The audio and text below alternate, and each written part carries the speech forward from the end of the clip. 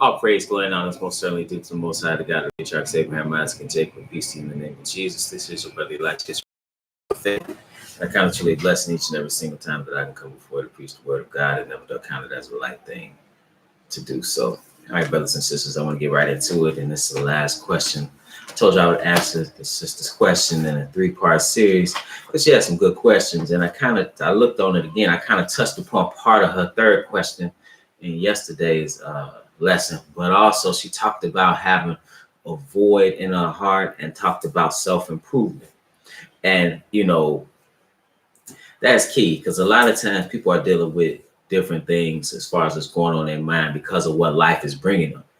And I always say, like, if you watched the lesson I did recently on Deny the Flesh, I made the point that you have to control what you think about. You can't allow certain thoughts to come into your mind. You have to govern your thoughts, and you filter those thoughts through the word of God, because your mind in and of itself is a cesspool, and also your mind is on a spirit. It's your thoughts are spiritual. So like your thoughts, can also be influenced. You have to guard your thoughts. You can't just let anything, everything run through your mind. Like, for example, people, I'm not saying this is the case here, but just like, for example, people contemplate suicide and they constantly think upon these things. The Bible says, as a man thinks, so is he. So in other words, what you think about is what you're going to be about.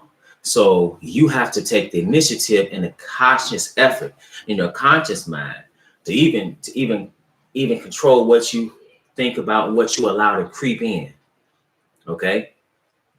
People take medication and do different things to try to curtail certain things. You have to be in that mindset to control what you think about. I give an example. Sometimes you see people, young men, they're too emotional sometimes. Not saying emotion is not good, not saying it doesn't have its place. But why are you so high? Why are you so low? Why are you allowing things that are a little consequence to send you into a tailspin? Because you haven't learned how to govern your thoughts. You have to govern your thoughts. And so that's what I'm going to deal with today. I just want to go to the book of Jeremiah. And, I'm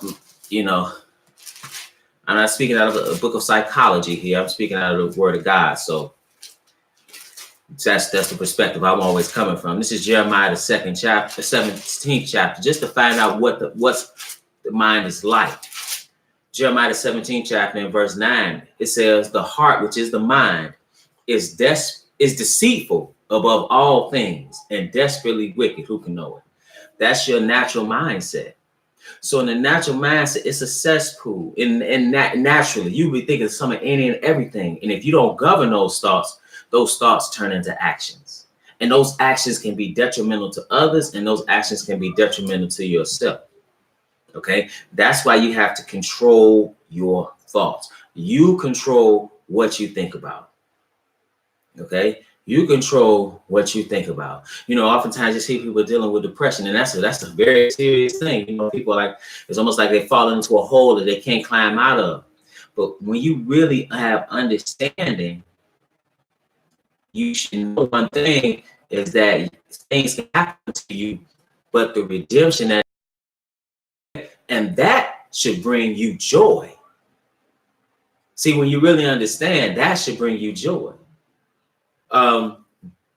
But now let's go to Psalms, the 17th or the 119th division, because if your mind is desperately wicked, like I said, deceitful above all things and desperately wicked, who can know it? If you liable to think about anything, like any and everything, like I said, people allow these thoughts to come into their mind. A lot of times it's self-destructive.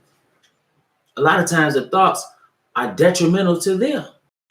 So now, what should you be thinking about? This is Psalms 119. I'll pick it up at verse 9. It says,